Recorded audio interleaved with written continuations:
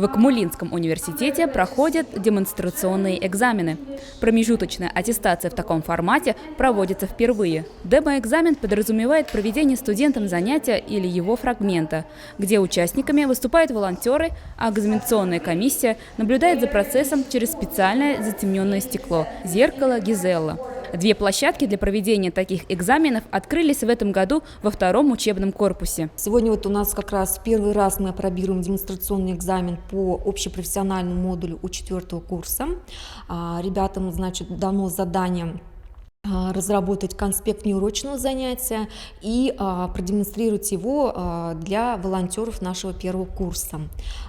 И по методическим рекомендациям демонстрационный экзамен предполагает, что студент, аттестующий, должен находиться в практикоориентированной образовательной среде, которая максимально приближена к школьной среде. И чтобы создать эту практикоориентированную среду, наши преподаватели кафедры педагогики разработали определенные педагогические ситуации. Об этих ситуациях, студент 4-го курса не знает. Как раз сейчас они разыграли эту ситуацию. И тут эксперты уже видят, насколько наш студент готов решать не только задачи предметной области, но и задачи воспитательного характера. В эту летнюю сессию опробуют новую форму аттестации 110 человек.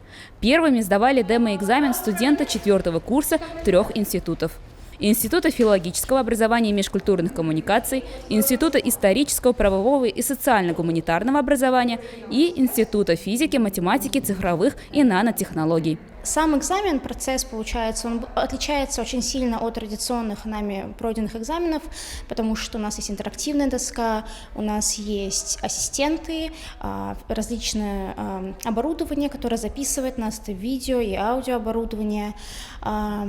Также было очень интересно работать с 1-м курсом, это были как волонтеры, они создавали педагогическую ситуацию, которую мы должны были решить.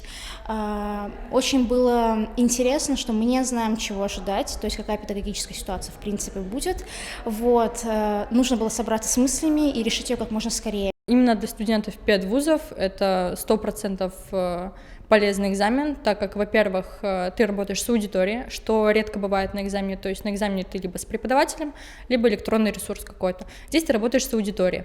Во-вторых, я думаю, что это полезно для всех в плане побороть себя, именно свои страхи, и испытать, так скажем, себя в деле, попробовать свои наработки, творческие идеи. Почему нет? Это дает хорошие возможности. В следующем учебном году планируется увеличить число студентов, сдающих демонстрационный экзамен.